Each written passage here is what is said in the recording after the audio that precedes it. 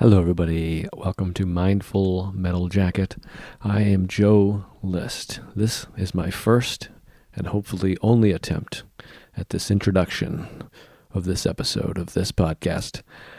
I hope that you're doing well. I appreciate you tuning in and listening. I hope you're subscribed. If you're listening, please take a moment to subscribe to the podcast.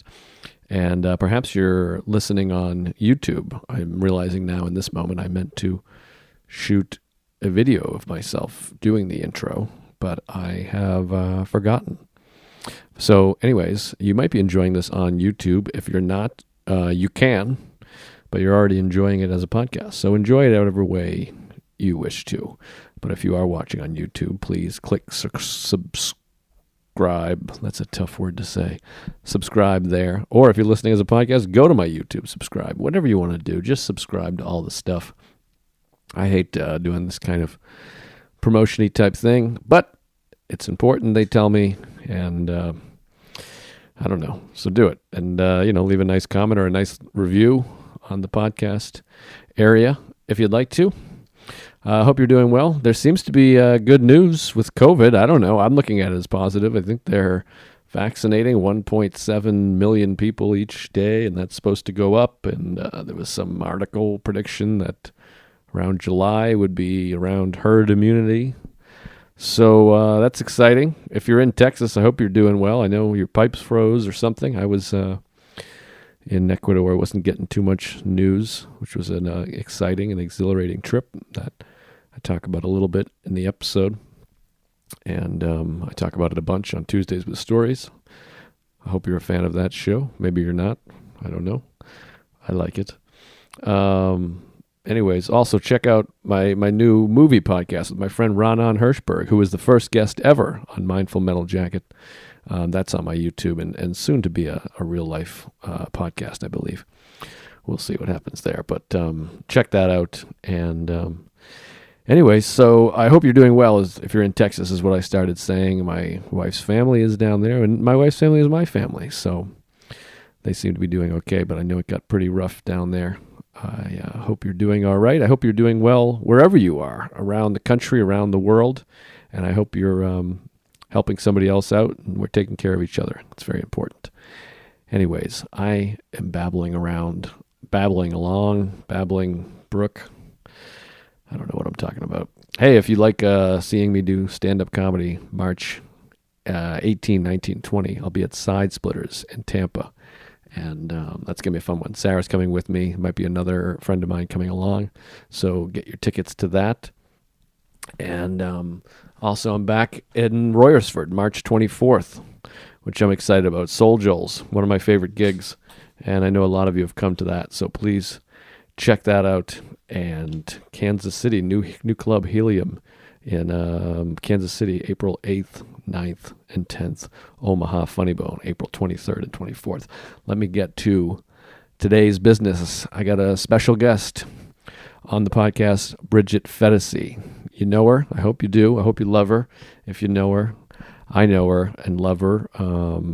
It's funny, I mentioned this in the podcast. We've never actually met in person. We met during pandemic through some mutual friends. Our roads to sobriety paths have crossed. She's a sober person. I'm a sober person. We've gotten to know each other in that world. And she's a wonderful comedian, person, podcaster out on the West Coast. You can check out her show on YouTube, Dumpster Fire, and check out her podcast, which we talk a little bit about. She's a fellow admirer of Sam Harris's work, which we talk about for a while. I got to interview him, and we've kind of bonded over our love for the Waking Up app, which I mention every week. And importantly, in this episode, she's a fellow she's a recovering hypochondriac, which we talk. The second half of the show is very much about hypochondria. And she's somebody that's really helped me in that department. And so we talk a lot about that. So if you happen to be a hypochondriac, this is a great episode for you. And I think you'll get a lot out of it, even if you aren't. But we talk about quite a few things. We talk about social media and hypochondria and Sam Harris and dealing with being public figures, I suppose, and a lot of other good stuff. We just both got back from international travel. She was in South Africa and I was in Ecuador, and we both were kind of traveling home at the same time. So we touched on that. And Bridget is just a hilarious person, as you'll hear. She's got some great stories. And it's really a funny episode with a lot of, I think, good wisdom in it. And I got a lot out of it, certainly. And we talked for over an hour. And then when we stopped recording, we talked for another almost an hour. So it was really great. It was a great conversation, and it was also nice because she just happened to have gotten home, and I had gotten home and wasn't sure what I was going to do for an episode this week, and because I was kind of in travel mode, and so it was kismet. So yeah, I'm talking too much, but I'm still buzzing from such a wonderful conversation that I certainly got a lot out of, as you'll hear, and I hope you enjoy it as much as I did. And in the spirit of talking about hypochondria, one of my favorite quotes that I'll give you today is from the wonderful Mark Twain. And maybe I've used this quote before, and I might get it wrong. I'm kind of paraphrasing, but Mark Twain said something along the lines of, "I'm now an old man, and I've known a great many troubles. Most of them never happened." And I think about that quote all the time. So he's really smart and funny, and that kind of addresses hypochondria and anxiety to some degree. And that's what we talk about quite a bit in this episode. So without further delay, please enjoy this conversation with my dear friend, Bridget Phetasy.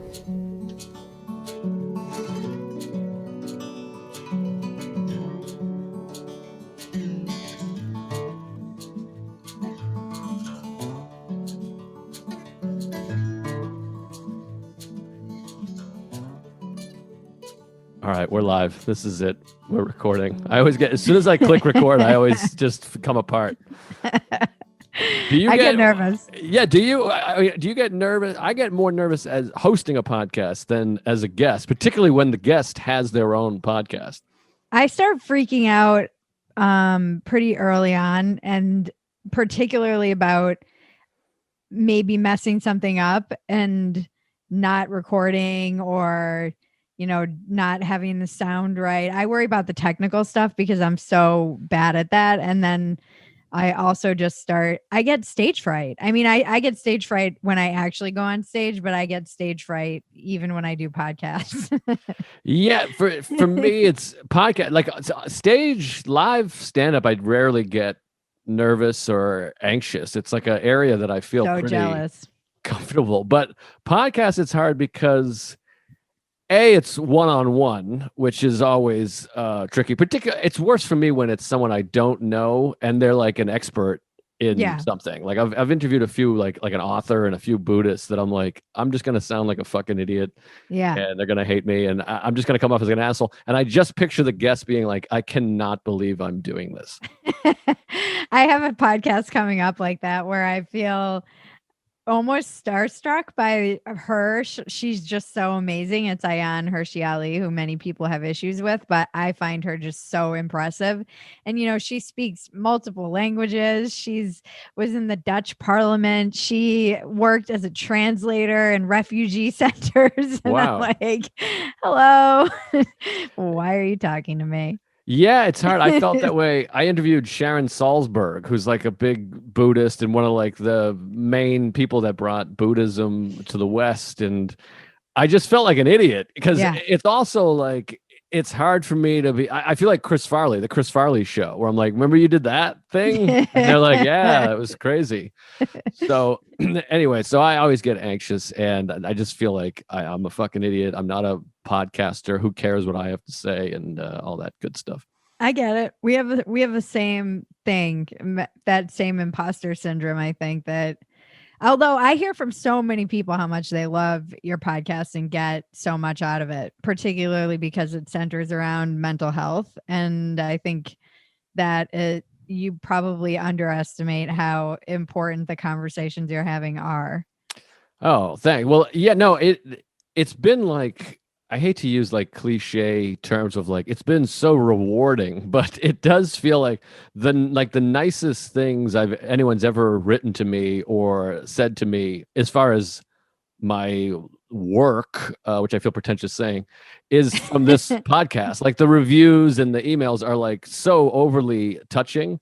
But it is the most stressful and anxiety inducing thing that I've ever done in my career. So I have to look at it as like, well, I'm doing a service for other people, but it makes me miserable a lot of the times because I'm like, I sometimes I'm like, I can't fill an hour. I don't know what I'm going to ask. And then I don't know if you have this with your part when you're talking to people, my brain is like operating quickly. So someone will talk and I'm like, all right, I got to respond with this. And then they'll say another thing. And I'm like, I got to remember this question. And I have so many things going that I just forget all of them. And then I just feel like I'm completely lost. And I also feel like any moment where I'm like, any thoughtful pause feels just like, oh, I suck and everyone hates me. I feel that anxiety of I'm getting better about writing my questions down because I have the worst habit, which is interrupting. And I really try not to interrupt people, but I get very overexcited when I'm jiving with someone or whatever. I don't know if jiving is a word we use anymore. Sure, no, I like it. I'm bringing it back. And so if I'm getting creatively stimulated or excited, or I feel like I can really relate to somebody, I have the horrible habit of interrupting. And it's so embarrassing to even hear, or I generally read my interviews that I do because I can't stand listening to myself. So I'll at least try and read the transcriptions. And even seeing it there where I'm cutting people off is just mortifying. They're finishing some brilliant thought and I'm jumping in with my stupid question or thought or just like, yeah, I feel that too. It's embarrassing. Yeah, I have had that also where I just spring up and I'm like, I think that person never finished that thought. But I have an example though. I always take solace in, and I'm going to really name drop here, but and speaking of people that are controversial, I'm friends with Louis C.K. and one time we went to see Paul McCartney and we talked to him afterwards, and Paul McCartney was in the middle of a story and Louis interrupted him and I think he thought he was done. He started talking about something. And then when Louis finished, Paul McCartney went, okay, but anyway. And then he continued his story. And I witnessed this like firsthand. And I was like, that was the worst interruption of all time. Like I would literally kill myself. I would take my own life if I started talking and then Paul McCartney was like, anyways, like I was saying. And afterwards we left and we were like on top of the world because we were talking to Paul McCartney, but he was like, I cannot believe I interrupted Paul McCartney. So I guess I tell this story not just to name drop these gigantic celebrities that I spend a lot of time with. That's a joke. I don't hang out with Paul McCartney. But my point is, anytime you've ever interrupted anybody, it was not as extreme as interrupting a Beatle telling a story after his own concert. Okay, that does make me feel better. I hope that was a roundabout way to try to make everybody feel better who's ever interrupted anybody. What's even worse is that I do it more often to women. And so that makes me feel doubly horrible. Well, you're an enemy of the state then. I mean, I'm the patriarchy. Yeah, you're a problem. Clearly. But so all right. So we're both Sam Harris people. I talk about Sam Harris every single podcast here, and to the point where it's uncomfortable, I guess. Have you had him on your podcast? No, I have messaged him like on Twitter because he followed me. I just saw that he followed me on Twitter somehow, and I just messaged to be like, man, every once in a while I'll just send like a 1-sentence message to him to be like, your apps changed my life. Thank you. And he just gives like a thumbs up or something. But maybe I should put you guys in touch. That would be great. I mean, I'm getting just nervous thinking about it. I love this guy. I was really nervous to interview Sam. That's what I was going to ask. Podcast. Yeah. It was terrifying.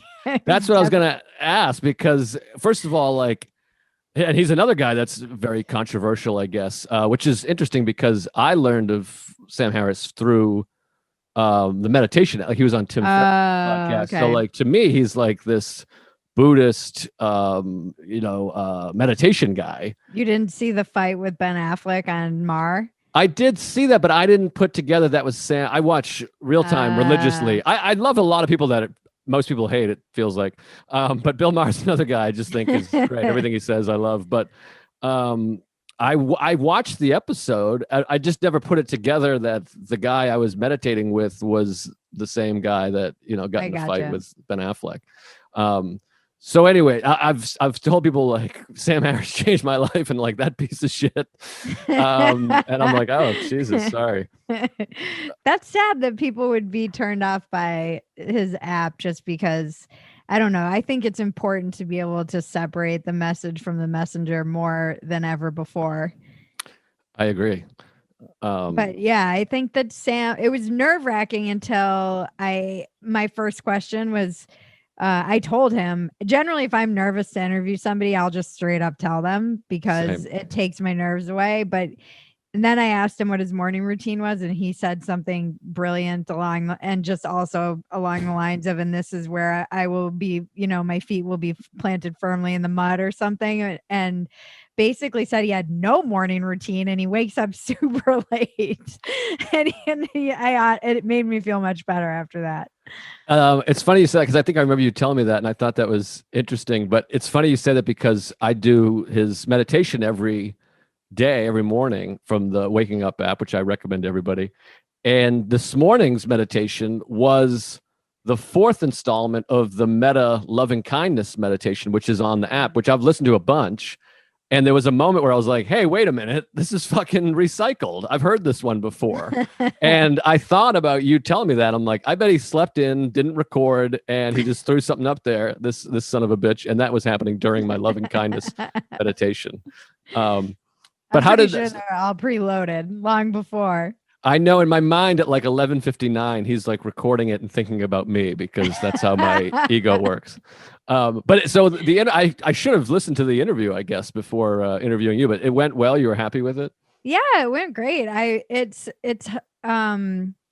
felt like sometimes it's hard to have a conversation with people who are so proficient at talking and who Yes. have done so many, TED Talks, and they have their kind of canned responses a lot of times, or they've memorized their TED Talks. And I've interviewed people where I've watched their TED Talk and then asked them questions and they've just repeated the TED Talk almost verbatim.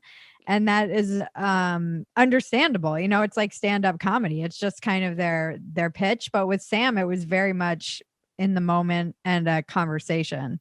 And I actually went prepared with quite a few questions. I generally won't let myself be with certain guests like Sam. There are certain things I wanted to make sure that I asked him just so that I wasn't waking up later in the night and I'm like, damn it, why didn't I ask? I had this opportunity to ask him this one question and I didn't. Right. Waking up later. Waking up. There it is. Yeah. Now, when you talked to him, was it more about? Now I'm just like fanboying about Sam Harris, but was it? Did you talk about meditation and that mental stuff, or were you talking about world affairs and stuff? We talked about meditation, but really, like, my podcast always revolves around the person's story. So I really wanted to hear how he got into meditation, what was his experience with it, how he ended up on that path, how, he was kind of I mean, late bloomer, for as he says himself, and that he went on this kind of existential journey and went traveling around and was practicing meditation. And then he came back and got all of his degrees. I didn't realize that. I thought that he went and got his degrees and then went and got into meditation after he was into like neuroscience and all that, but it was actually the other way around. So that was interesting for me to learn about him. Wow. And just his experience with different meditations. I've been to India and I've been to ashrams in New Zealand and Australia. And we talked a lot about just the weird guru aspect of those places and the different brands, I guess, for lack of any kind of word, the lineage. And his different practices, but it was, yeah, it was a good, and then just got into more heady kind of Sam Harris stuff that you can really only talk to Sam about, like, Right. so it went well. I really like Sam a lot and respect him. I think he gets demonized unfairly for Absolutely. being a pretty reasonable person and almost religiously, for lack of a better word, devoted to fact and trying to come from a place of fact and reason. And he's human and has his emotions. He was definitely emotional around Trump in certain areas, but when it comes to really just evaluating different situations, he did a podcast right after all of the riots and all the stuff that over the summer that I really feel like everyone in America should listen to, just because it comes from such a rational but also compassionate place. I think he does a good job of that. Yeah, no, I agree, and I listen to both Waking Up and Making Sense now pretty religiously, for lack of also the Yeah, it's same. always funny. But Used with an atheist. yeah, yeah. So okay, so that puts me, like I talked about earlier, like in a fork in the road interview wise, because I want to know. I'm interested in you're a public figure that has some. You're not afraid to mix it up. It seems like on Twitter and take some controversial stances, which I'm fascinated by dealing with that, because I have this thing where anytime anyone's upset with me, I want to kill myself. So I'm interested in that, but I'm also interested in all of these your meditation journey. So I guess that I'm, I guess, more interested in. So I guess I'll just stop off in the area of how do you deal with, I assume, what I assume is a lot of negative feedback. A lot of your tweets have 350 responses. Are you reading them? Are you paying much attention to you? Does it get to you? And how long did it take you to get to that place if you're not spending time thinking about it? I have weird love-hate relationship with Twitter, and that it's given me so much, and I loved it when I really got into it in 2013 and finally kind of got it, and found all the comedians and the writers who were the Family Guy writers, and the way that I felt, I found my tribe in a way of just people who are using it to hone their craft of being succinct, making jokes, and also being self-deprecating. Of all the social media platforms, I felt like I could relate to Twitter the most. And it's really evolved for the worse over the past What hasn't? years. And even last night, I was just feeling sad because I feel like the tendency to see the worst in everybody and just assume the worst intentions of everybody's statements, or you can't make a throwaway comment. I said something. Here's a good example. I said something because I was just in South Africa, and somebody was saying, the California needs to open, and Gavin Newsom is in this bind because the unions are telling him to close, but he's also being Gavin Newsom, our governor in California, for anyone who doesn't know. And then there's a recall effort that's coming from the right because he's destroyed small businesses and all of our shops are boarded up and industry is shutting down, unemployment's out of control, and the schools still aren't open. And there's no real science to really kind of back this up. So there was this tweet with an article in Politico, and I said, even South Africa's open. And I knew right after I hit send, I was like, oh, that's going to be misinterpreted. I meant like we were in similar boats in terms of our numbers, in terms of we had lockdowns again around the same time. It's different situations entirely. Obviously, there's 60 million people in South Africa. There are 40 million people in California. Obviously, there are different demographics, numbers, geographics, all kinds of things going on. But it was if you look at all of this basically everyone kind of follows a similar trajectory. Even if they try and avoid it, eventually they have to face this reckoning. And we both had our hospitals kind of overflowing, and then they were grappling with this new variant that came out of South Africa, which, by the way, I think it's funny that we can't call it the Chinese virus, but we can call it the South African variant. But that's a weird tangent I'll go on in another day. And so I knew that this was something that somebody was going to be like, what do you mean by even? And sure enough, Right. almost instantly, someone's like, I don't really know what you mean by even South Africa. And I was like, ah, shit. And I ended up getting into a discussion with them, but then I regretted that. And then I just deleted it all. I was like, I don't even want to deal with this. I can't, I don't even know I responded. And then the person and I ended up having a discussion in the DMs in direct messages, because he ended up, or they, I don't know if it's he or she, but it seemed like a he ended up kind of apologizing and being like, I did read that in the worst possible light. And he's like, and I know you and follow you and know that you wouldn't be disparaging all of South Africa like it's some shithole country. I actually was like, hey, they figured this out. Why can't we? Right. It seems like we were in comparable situations. So they just opened their schools last week, and it seems like, why can't we? Not because I would expect less of them, just because we were in similar boats at the same time. But it's like I can't get that all across and in a tweet, and then you end up, and so it actually ended up being productive, but that is the kind of thing that drives me insane about the site now, is that everybody just assumes the worst of your words.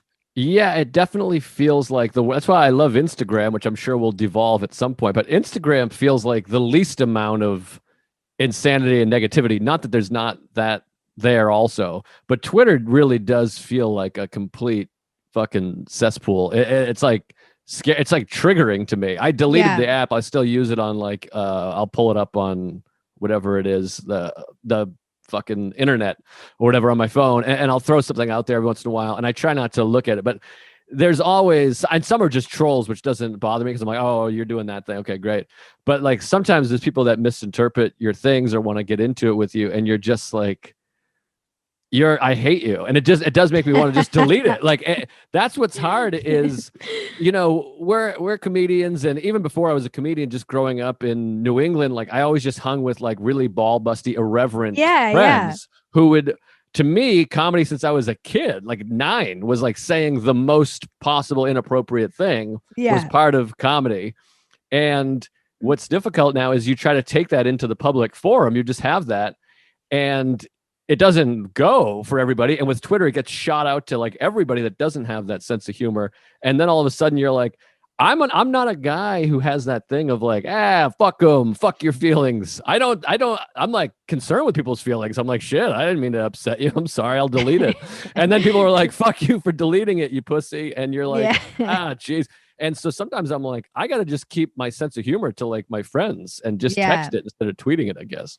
Well, it's interesting.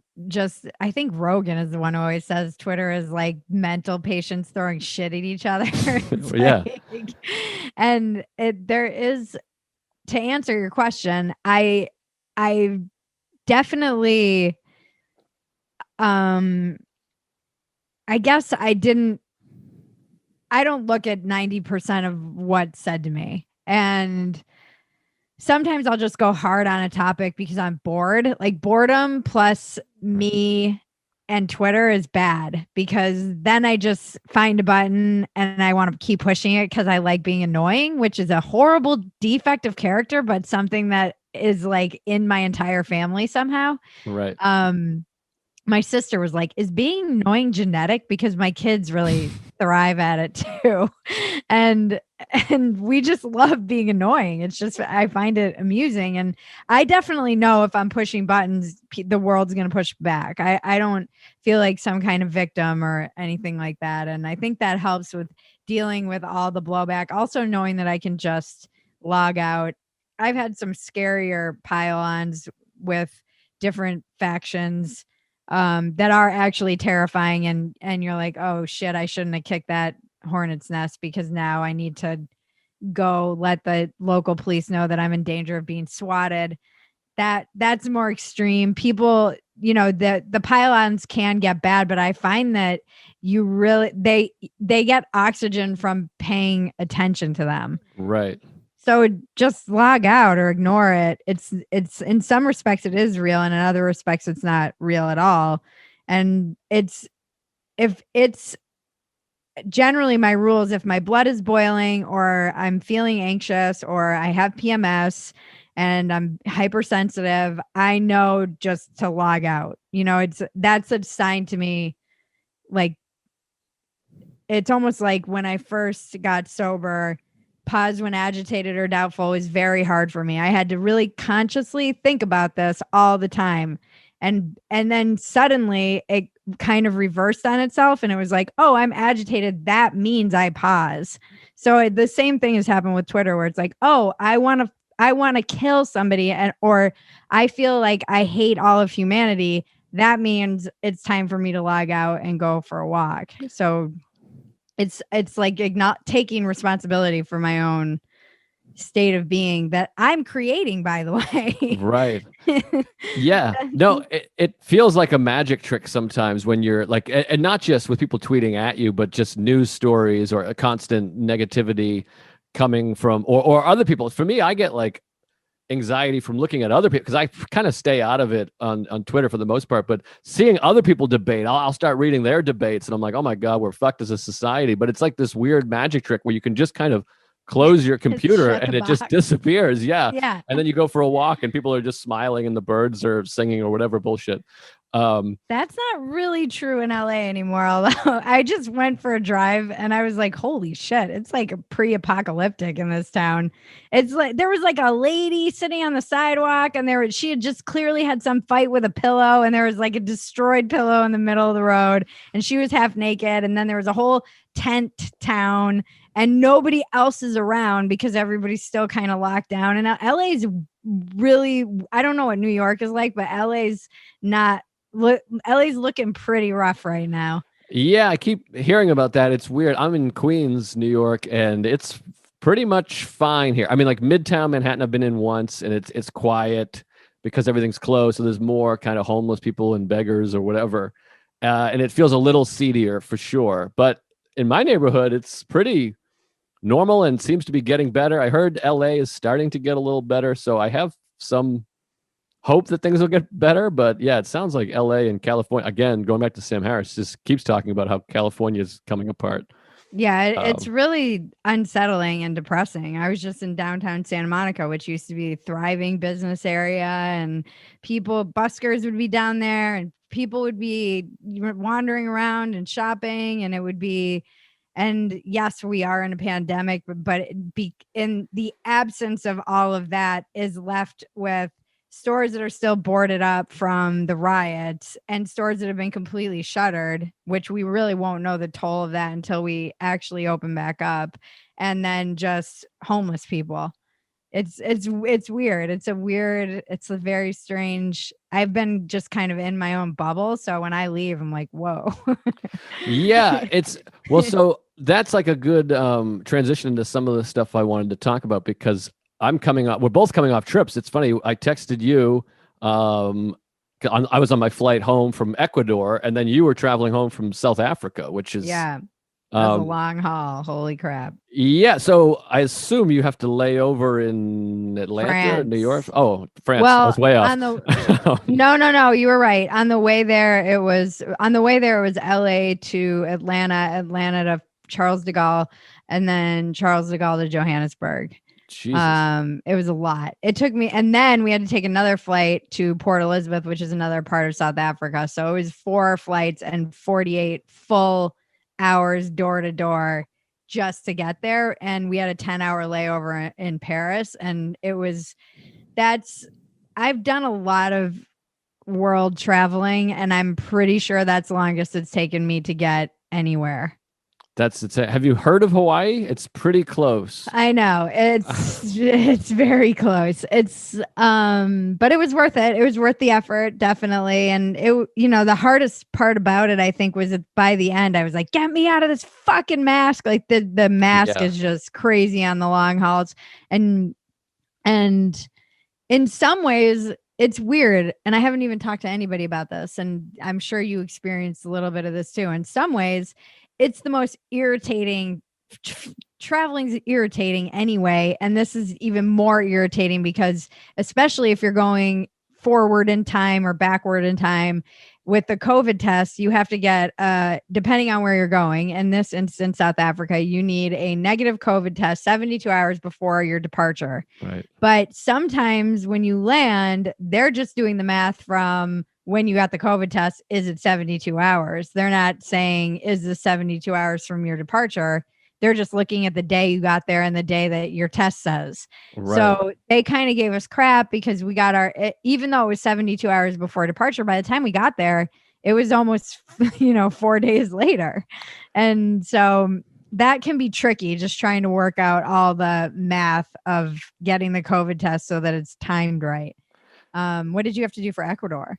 So Ecuador's same thing. We had to get, it's weird. It was more lenient coming back. So we had to get it within 72 hours. So I went to the place in Queens and it cost $200 each. It was Sarah and I to get a test that came back like 22 hours later. And it was like the jam up the nose, both sides. Yeah, and I had like 4 of those. Yeah. And I'm just filled with phobia and anxiety. Anything medical, dental, I don't want to do. I absolutely hate it. I went like 10 months without getting tested until I did a show at the Village Underground.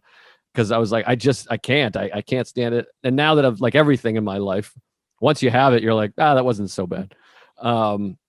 But so we did that. And then to get back, we had to get one.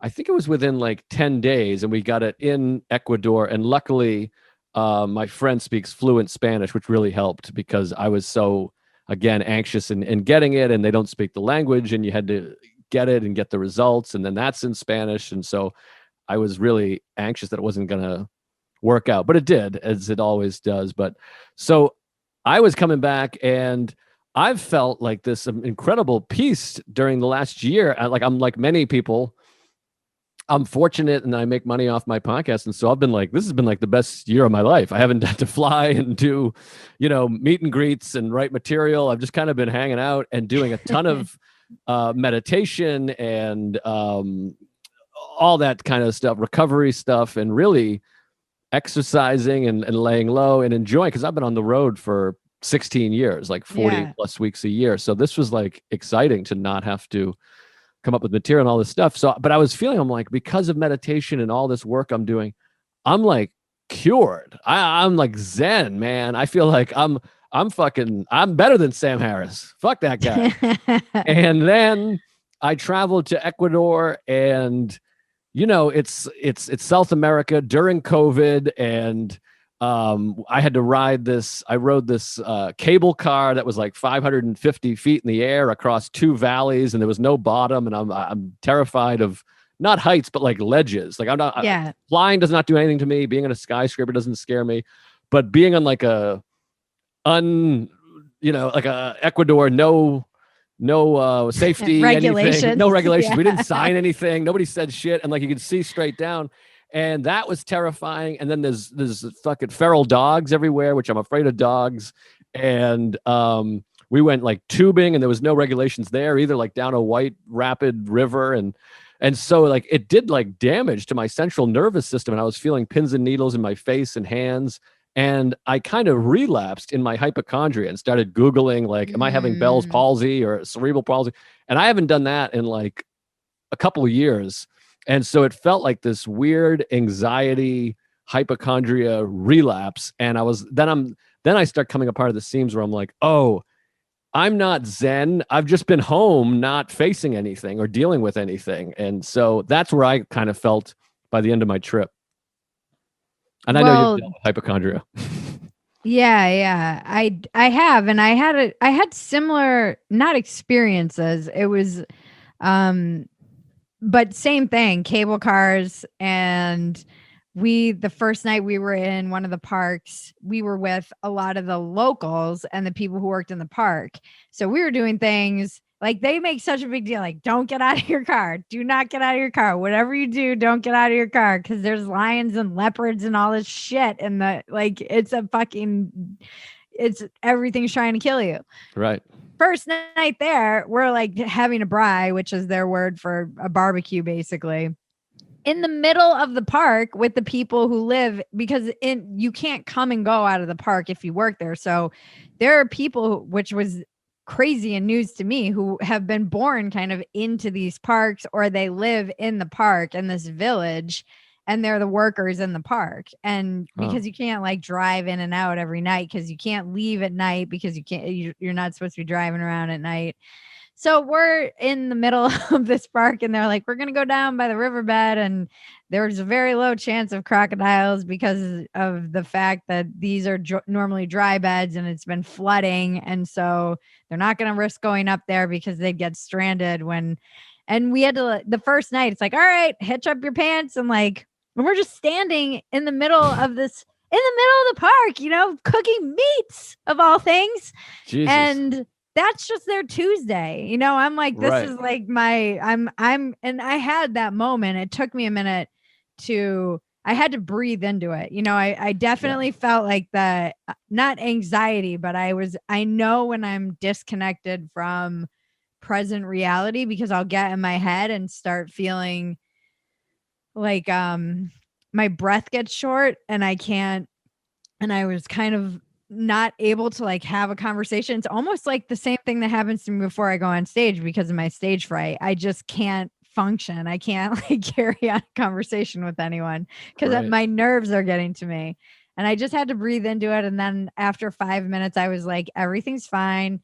You're with people. There were many situations that I was in South Africa, whether it was with animals or with people, or like you said, in countries where things are less regulated. We live in like a plastic fucking bubble in America. Yeah.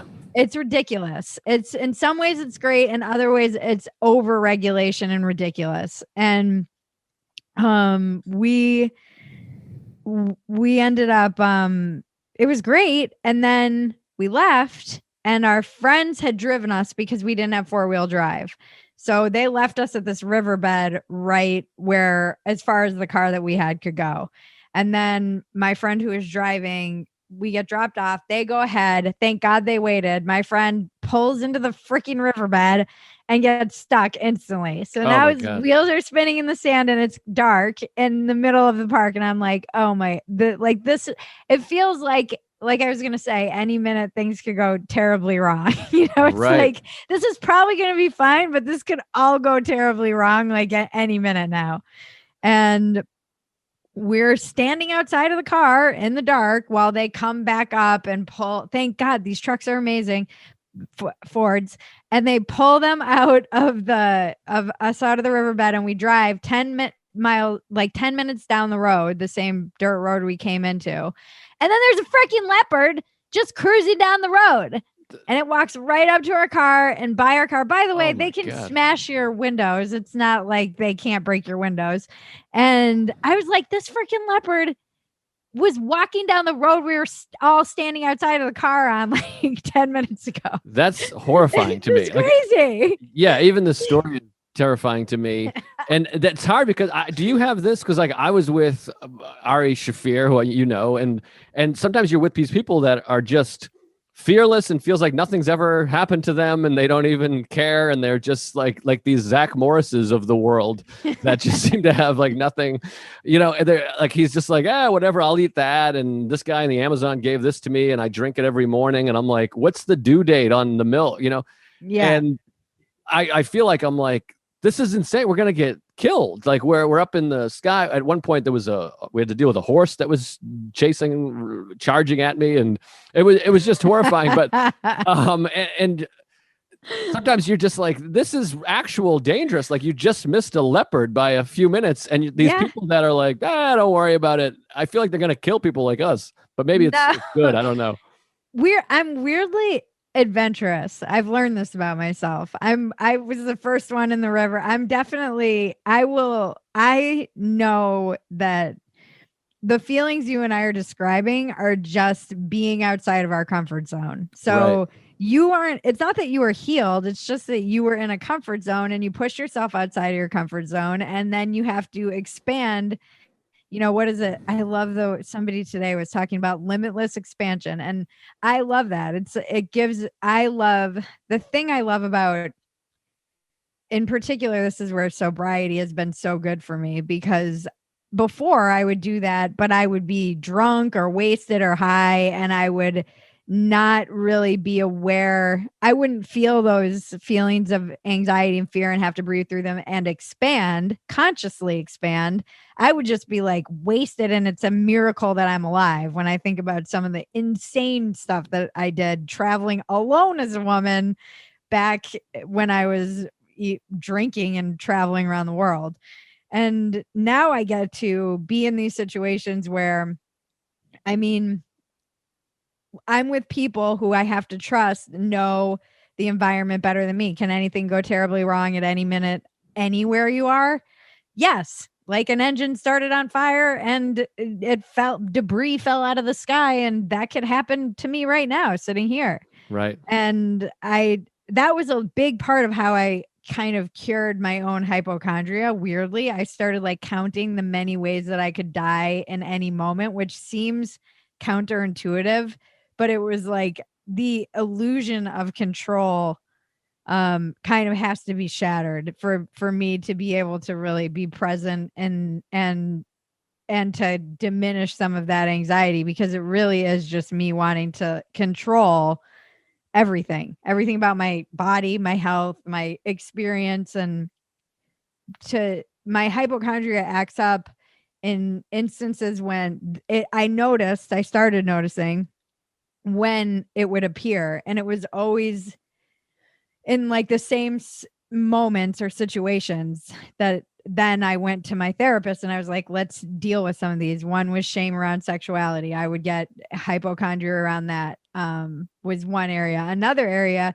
was when I was doing something really exciting and I felt like I didn't deserve it or I was going to die. Like right before I went to Same. Australia, I was Yeah. like, I had the most debilitating hypochondria, and it was because I felt like, and I don't know if this is being raised Catholic and like Catholic guilt or what got squirted into my brain that made me feel like I'm fundamentally worthless and I don't deserve good things and I will die before I get good things or Yes. be punished for it. But that was something that I just couldn't hold joy. It was like I would feel joy and then be like, oh, but you don't deserve this. You're going to die, obviously. And it was robbing me of the ability to feel joy.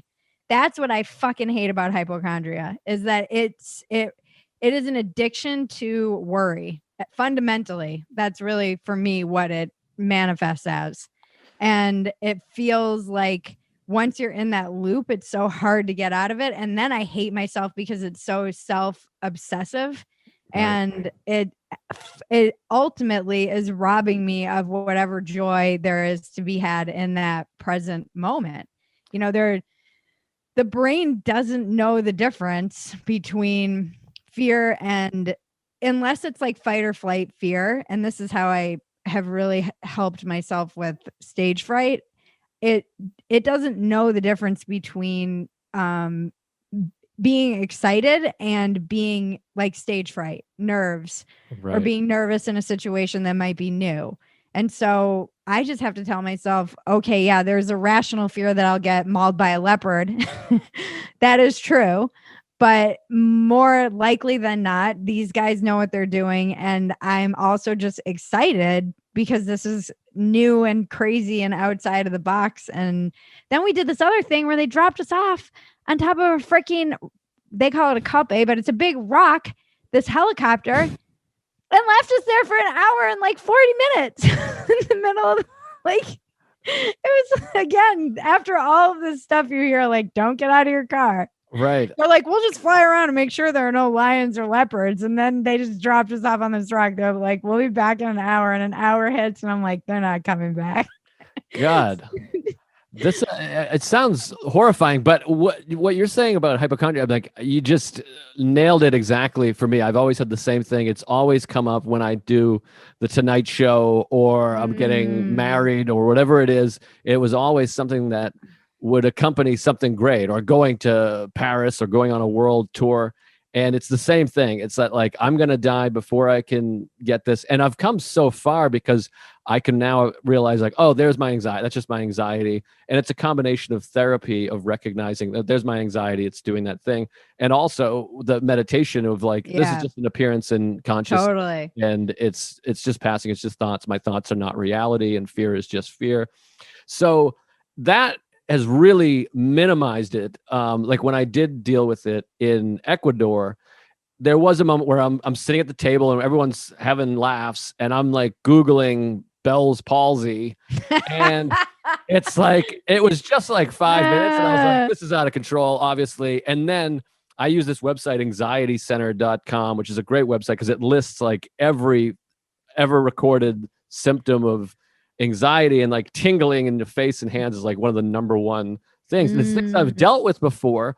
But as you know, with hypochondria, there or in anxiety, there is that thing of like, most likely this is anxiety. My nervous system has been put to the test by riding a half-hour long 600 feet cable car in Ecuador. And but also I'm like, but it's tingling. I mean, this could be it could be some kind of neurological thing with my head, but it was short lived. It turns the volume down and shortens it through all the work I've done. But it does make me able to be like, oh, this probably has a lot to do with the fact there was a horse running at me the other day.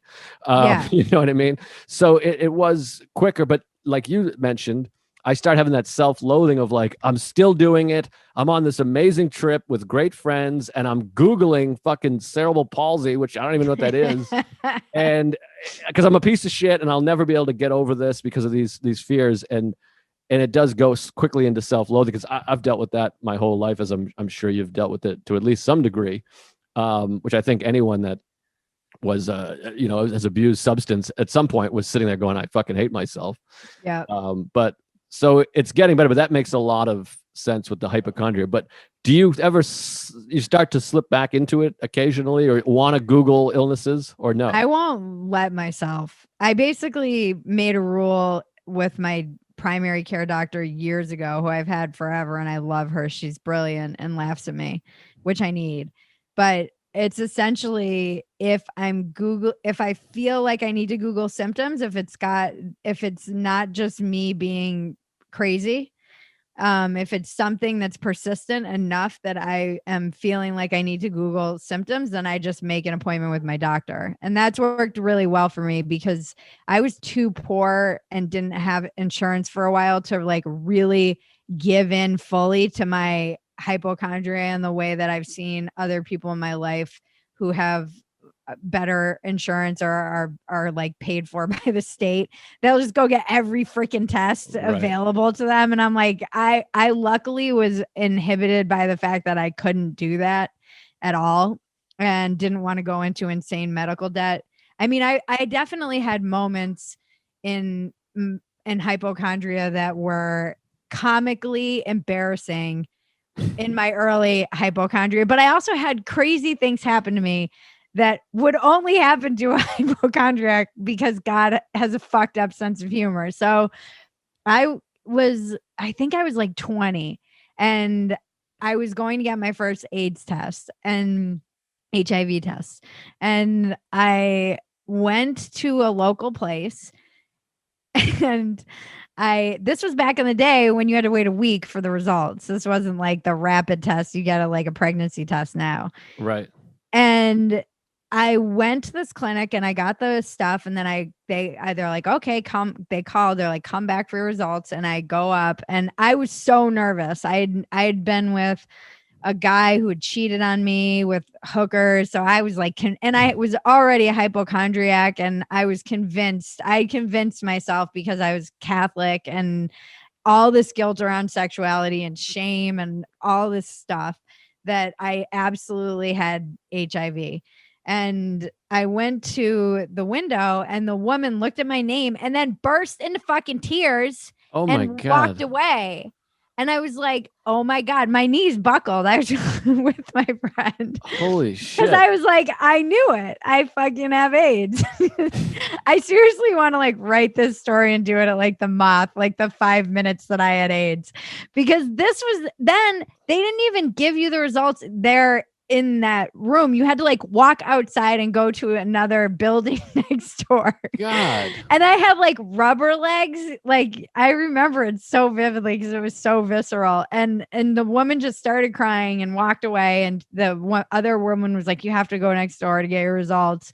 And my legs were just shaking. And my friend was like, "Oh my God." My friend she thought I had AIDS too. And then we go into the next place and this nurse runs out and she's like, "I'm so sorry.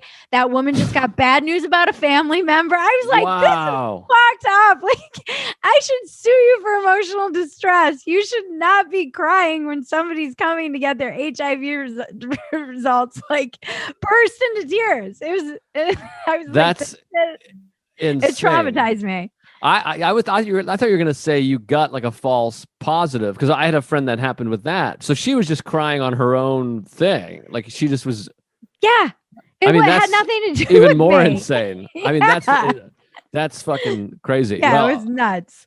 I'm glad you didn't have AIDS. I was just writing about HIV because I can't remember if we talked about this, but I was talking about it to somebody. But I just found these notes that my mother had stored when I was 7. I went to a psychologist to have like a, what do you call that, an assessment or whatever, an analyst, and they wrote down all these things. My mother wrote all these things after talking to the psychiatrist, and he was like, "Yeah, Joe has so many phobias." And one of the things was my mother was writing was like, "Yeah, he asks about AIDS all the time." And I was 7 years old. Like, this is 1989. So it was like, I think it's when Ryan White was a big thing. And they were talking about like, Yeah. it could happen to anybody. And here's this 12-year-old kid with AIDS. And so at the time I was 7, I was like horrified that I was going to have AIDS. And I didn't start shooting heroin until I was 9. So, but it really was like a genuine thing. And I felt like for me, nobody said to me, "You're 100% not going to get AIDS. Yeah. And why do you think you're going to get this," or whatever. And I feel like I was never shielded from those things as a young kid. Like my family would just talk about it and play the news in front of me and all this stuff. And that Ryan White, I hated that son of a bitch because he was like this 12-year-old, white kid from the suburbs, whatever, who they're like, anyone could just get it. Cause I think he had a blood transfusion is how he got it. Do you remember that kid? I do. I feel like, there's a mosquito in here. It probably has AIDS. I used to think I could get it from mosquitoes. But I do wonder how much of that was just that, like you said, we kind of came of age, because then I went to a doctor one time and I was like, "I'm nervous." And he's like, "Why?" I was like, "Cause I just am worried that I have AIDS." And he was like, he started laughing at me. He's like, "No one dies of AIDS anymore." He just like laughed at it. He was like, "Bridget, even if you have it, like you're not going to die." And I was thinking about like how far we'd come, even in that statement, just that he was like, "No one dies of AIDS anymore." It was like he looked at me like I was a ridiculous person, because I still had the mentality that I was raised with and came of age. We kind of came of age as it was like the epidemic was really unfolding. They were starting to name it, know what it was. There was untreatable. It was basically a death sentence. And I almost am like stuck in my brain in that place with it. And now it's like it's so manageable, and it's a miracle of modern medicine. And it's something that I lived in so much fear, and there was so much stigma around it and shame and all of it. And so, yeah, I think my hypochondria really started around AIDS and sexually transmitted diseases, but in particular HIV, just because of our age as we were growing up in our teens, preteens. This was like, it dominated the news cycle. So yeah, of course we're gonna like, that's in our brain. That got in that like developmental stage of our life when you're developing your sexuality. Right, like, right. sex might kill you.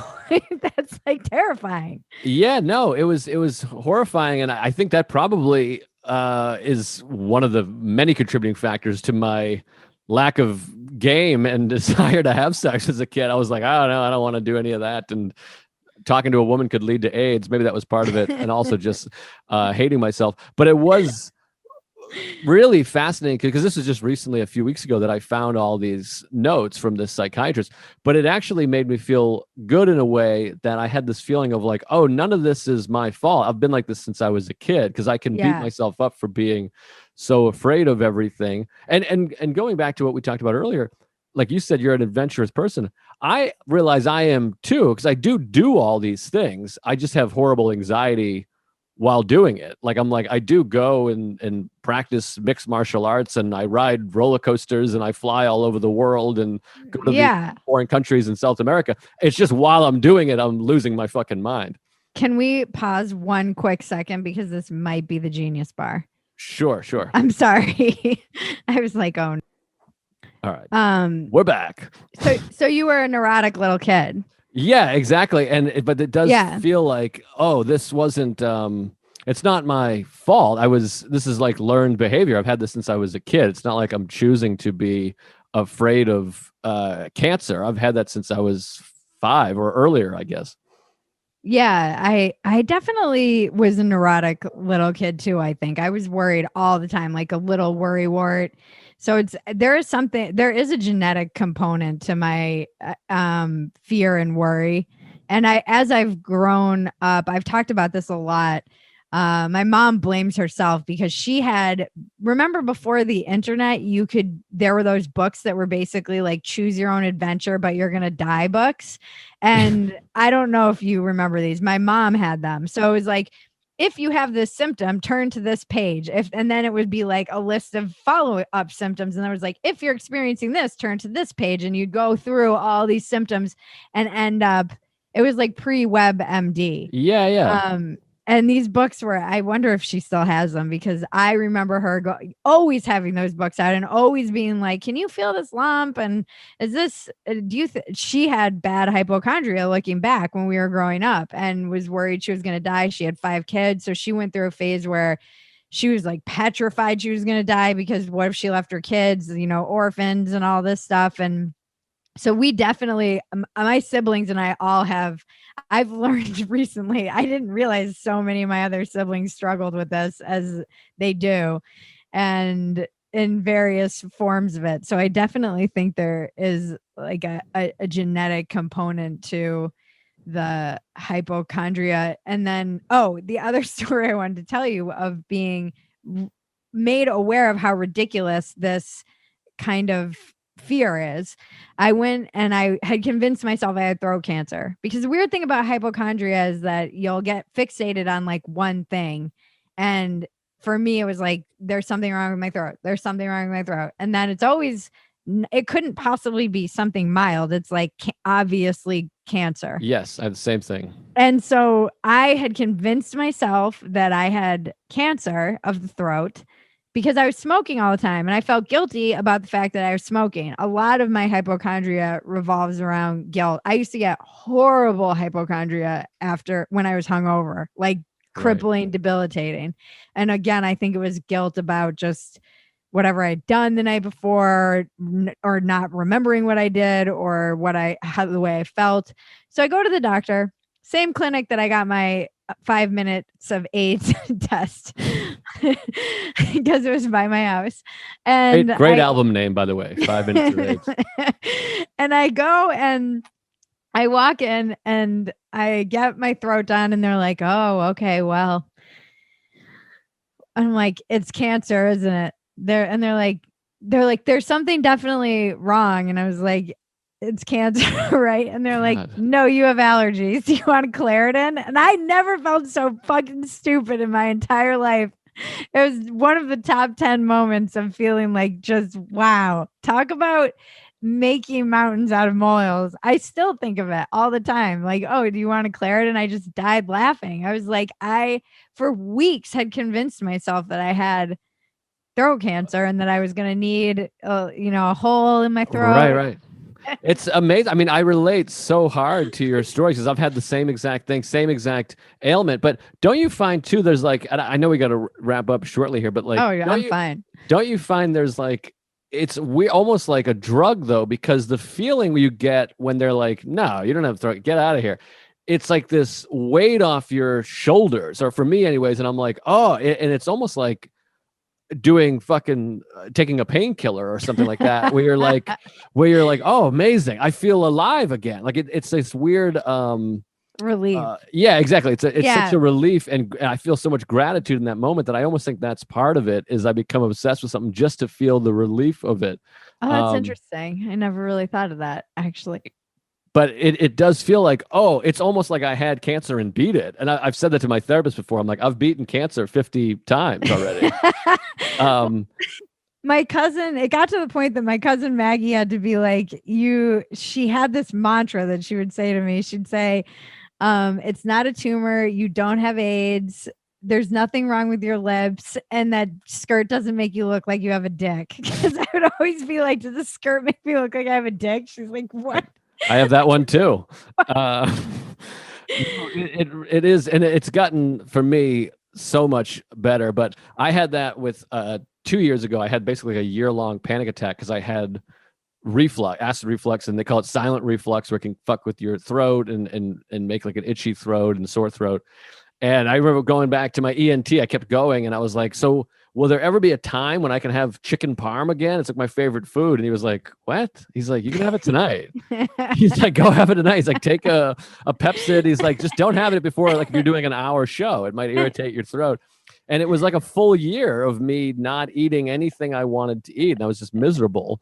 But it's because I thought I was gonna get throat cancer or whatever. And then I talked to I did not Dr. Drew. Yeah, Dr. Drew. That's the guy, the LA guy with a podcast. Right? Yeah. I confused him and Dr. Phil. I went on Dr. Drew, and he was like, reflux ain't shit.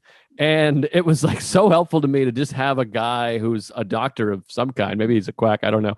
But he was just like, nah, that ain't shit. And I was like, oh, all right, great. But it was like a year-long freak out. But basically it was anxiety. So long story short, I'm feeling better. I had a little relapse, but I gotta call you next time.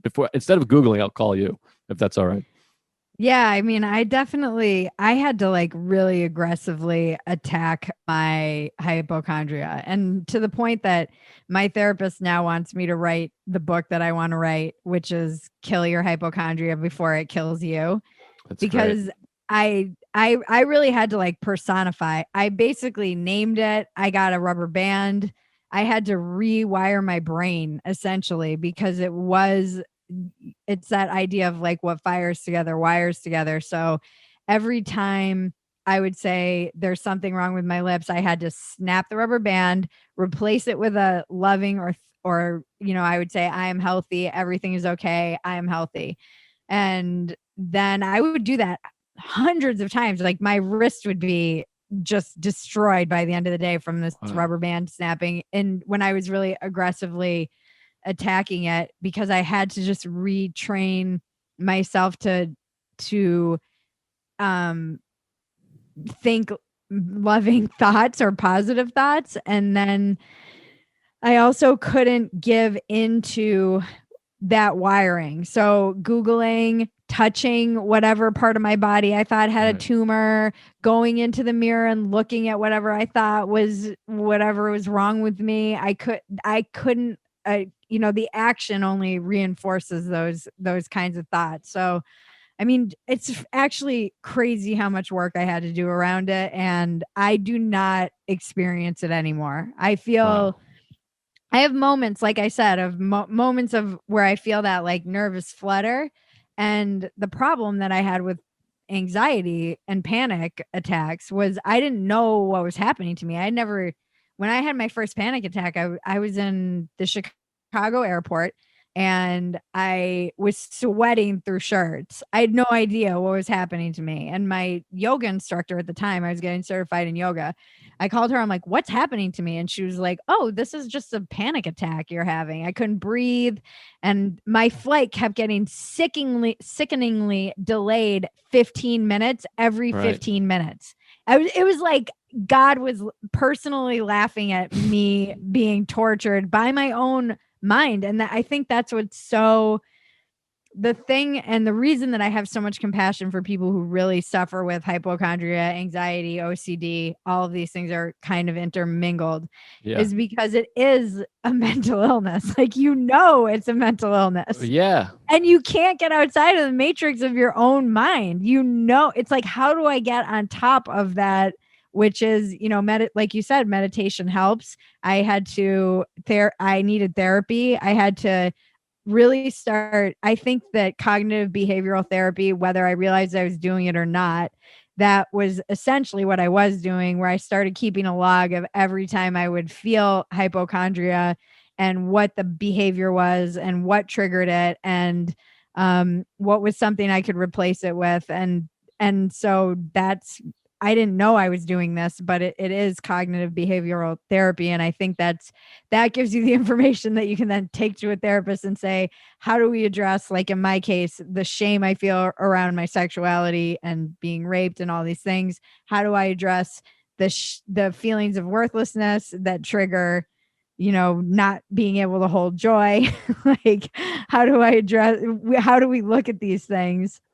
And then it's just like, getting sober was a huge one for me. Yeah. I didn't realize how much of my anxiety was relieved almost within the first 2 years of getting sober. Yeah. So much of it. Yeah, I had a lot of that too with my sobriety, but a lot of it comes crawling back. But man, I relate to so much of what you're saying. Even I'm fortunate not to be a victim of any kind of sexual abuse, but I have such shame with sex. And I mean like just regular missionary sex with my wife. I apologize. I feel like, oh my God, I'm a piece of shit. So that, but also the OCD I'm dealing with it now. I can feel myself blinking and flexing my arm throughout, and anxiety, hypochondria. It really is just wild. And I have to remind myself of like how far I have come. That's what my therapist is always doing. But he's like, look at all you've done in spite of that. Yeah. Where it's like, again, like I've done late night TV and managed to move to New York, and I have a wife who's a relatively normal person, and I've traveled all over the world. So it is this thing of like, I have accomplished all these things in spite of that. It's not crippling, but it's the thief of joy. Like it's hard to hold any joy or peace, but I guess it's a work in progress, not perfection, as we say. But this has been really helpful, everything you're saying, and I think I need to stay in touch with you on this to recover from this stuff. Oh yeah, I tell people, I'm like, I will happily be your like hypochondria sponsor, because it's like I needed somebody like my cousin when I was really going through it and using the rubber band and really addressing it. I had to really like address it head on, because I was a mess, and I was frying my adrenals must have been just fried, because I was in such a state of fight or flight all the time. And it is, I really think too, one of the things that's under researched or looked at with hypochondria, for me, it was like an addiction to worry. I didn't know. It was like I could just be creative and use that energy creatively, but if I'm not being creative, I generally end up, that energy kind of turns on me and starts creatively finding ways to like self-destruct. Exactly. And that is a bad space to be in. And I had to really have somebody like my cousin who had that funny mantra where she could just like make fun of it. I needed somebody who was like, you're not dying, you don't have cancer, it's not AIDS, there's nothing wrong with your lips, like you don't look like you have a dick in that skirt. I needed someone to like take the piss out of me, because it definitely, I mean, there were times where I was in the fetal position in bed, unable to function. Yeah. And it was just the product of my own mind. And I look back on that, and I, when people tell me they struggle with this, I want to like take them in my arms and hug them, because I know how debilitating it can be and how silent you suffer with it. You'll be out at dinner with a group of people and be suffering greatly and no one will know. Absolutely. Yeah. I mean, I just dealt with it this past week, and yeah, I feel it so much, and I appreciate it. It's funny because I feel like we know each other very well now, but I've never actually seen you in person. So I'm gonna cash in on that hug. But oh fuck, I forget what I was gonna say. Oh, that's what I was gonna say is the anxiety of and hypochondria OCD has been the greatest hindrance to my career creatively. Like I feel like I would have created so much more material and maybe made films or written more stuff or pitched shows or whatever, but it was all my own just debilitating hypochondria. So, and again, like I was just saying, I have to remind myself that it's a miracle I've gotten as far as I have in spite of all these things. So I'm hoping the second half of my life I can be more productive and creative with kind of getting on top of this stuff. Well, and think of how amazing it is that in the pandemic, you actually said that you were feeling more at peace because, logically, that doesn't make sense. Most people in a pandemic with hypochondria, have not been doing great. Yeah, it's funny. I've had people say that. They're like, what? This is like a virus. But in some ways, it does feel like, oh, I've been preparing for this my whole life. And it's so ironic because I was last year, I was on the Impractical Jokers cruise with a bunch of comics and Sarah and a bunch of wonderful people, and not realizing that this would be like the last great thing we ever did. But now I forget what I was going to say because I felt like that was dramatic to say the last great thing. But I remember everyone was talking about COVID, and I had this distinct feeling from meditation and kind of getting better of like, not this time. They're not getting me this time, because I remember bird flu. I was like crippled for like months. I was so depressed, and climate change and cancer and AIDS and all these things, and whatever the one that was in New York a while back that I can't remember what that was. E. coli or whatever the fucking thing was. Yeah. Whatever the thing was that was nipped in the bud. But I was like, this time I'm not going to worry about this shit. It's in China. Who gives a shit? I've panicked about this before. And then it was in Seattle. And then it was in New York. And I'm like, I'm not worrying. And then everything shut down. But it did. I don't know. I've been much better with this, and I've just improved a lot, but have a long way to go still, for sure. Yeah, I think it's good to stay on top of it. And I encourage anyone to reach out. I always try and help anyone I can on this topic, because as my therapist has told me, she's like, there's really nothing that we can do other than medicate people. She was Right. like, aside, there's not really, she was like, please write your book, because I don't use meds. I didn't want to have to use them. And I actually Same. found that the meds that they gave me for hypochondria made me more anxious. And generally, like things like Xanax and all those meds, just I can't take them because I'll just take them, and B, Same. they make me I'm like, oh, I can see why people get hooked on these, because when you're coming off of them, your anxiety like skyrockets. And one of the things that there's a great book, Care of the Soul by Thomas More, and he talks about the gifts of these things that we consider negatives in our life. It's kind of heady, but I read it. It's beautiful. And he talks about the gifts of anxiety and depression. And one of the gifts that I've found, and again, I can really see this in sobriety, is the anxiety that I was feeling, particularly when I first started getting panic attacks, was the fact that I didn't want to be in my first marriage anymore. And I didn't know how to articulate that. And I was scared to get out of the marriage. And my anxiety was just like out of control because I was lying to myself. So something I've learned about myself is that and then recently I was with someone and she was like, oh no, we're totally going to hang out. We're going to be friends. And I kept getting like bad anxiety, and I looked at her and I was like, you're lying to me. Wow. And so it's become this lightning rod now, where I know that I'm either lying to myself or someone around me is lying to me.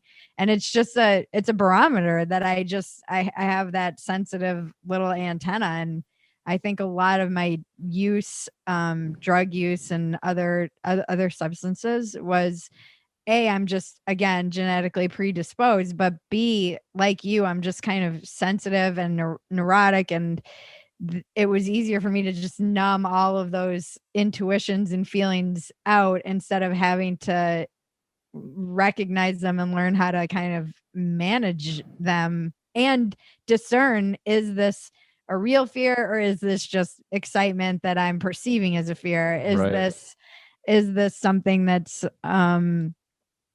is this like me lying to myself, or is this and this girl, when I said you're never going to call me again, you don't have to lie to me, and she literally never called me again. I was like, I was right. Right. You could have just told me the truth. And it was so I've had those moments too. And depression, I find, comes when I'm not, again, it's like some kind of dishonesty with myself, but a different kind of dishonesty. So yeah, I actually think that a lot of the time medicating, I'm obviously not like the clinical version of these things is very different, or chemical, but in some instances I'm grateful I've had to kind of ride it out sober, as uncomfortable as it is, because it's given me so much information. Yeah, same. Well, everything you've said in this podcast, at least in the second half, has really not that the first half was bad. Like the first half sucked. We weren't talking about this. We were talking about Sam Harris, I guess. But Sam Harris and Twitter are relevant only because I think a lot of people don't understand. I see so many people on these online platforms making themselves crazy, and in many ways it's like hypochondria. You're like addicted to that adrenaline, exactly, and the dopamine and the interaction, and then you're like, why am I feeling like shit, or why am I engaging, or why? And it is like it at least with Twitter, like you said, it's like a magic trick because you can shut it. Whereas with hypochondria, you can't turn your brain off. There were times where I was like, I want a fucking lobotomy, like that guy in that movie. Pie. Yes. Oh, I was thinking Cuckoo's Nest. I was like, give me a freaking drill to put in my brain. I know the feeling so well. I mean, I relate so much to all these things you're saying, and this has been like so incredibly valuable to me. This is gonna be one of the few podcasts of mine that I listen back to. I'll fast forward to my parts, obviously, but Bridget, I really appreciate it, and I hope you've enjoyed it. And I think you were really of service, certainly to me, and hopefully to a lot of other people that are dealing with this. Yeah, I love it. If they have any questions, just tell them to send them to you, and we can do a follow-up. All right, sounds great. I would love to do that. Why don't you plug your shows and Twitter and all that stuff for the people that don't know? You can follow me, Bridget Phetasy, at Bridget Phetasy, Phetasy. Anywhere really. And Instagram, I'm not on there that much. Twitter, obviously, I'm addicted to it. And you can also find my podcast, Walk-Ins Welcome, anywhere podcasts are available. And I have a show on YouTube called Dumpster Fire, which is a little bit more of the performative, outragey, comic-y side of me. And Walk-Ins Welcome is the more introspective, kind of fun conversation. So it's a bit all over the place. Oh, yeah. And I have a column. I have a monthly column at Spectator magazine. Hell yeah. It's funny. We both have that similar thing. I have a very wildly irreverent, offensive comedy podcast and this sort of introspective mental health podcast. It's good. Yeah, it's fun. It's nice. It's nice to explore both sides, obviously. Yeah. Bridget, thanks so much. This was great. That's one of my favorite episodes. It's always a pleasure. Yeah, thank you. Mindful Metal Jacket is hosted by comedian Joe List. Produced by Joe List. Edited by Matt Kleinschmidt. Executive producers Robert Kelly and Matt Kleinschmidt for the Laugh Button Podcast.